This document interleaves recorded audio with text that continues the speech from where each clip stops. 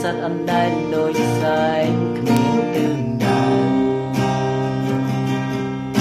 ចាប់ដើមធ្វើអ្វីក៏មិនដែលត្រូវចាប់កង់មកប្រឆាំងដូចសត្រូវឬមួយពួកយើងអស់ផ្លូវ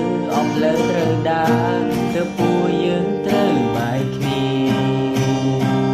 វងវែងវងវាន់ស្មានមិនត្រូវដូចភ្លៀងបើកថ្ងៃដូចនរងអវជ័យផ្ដាច់និស្ស័យ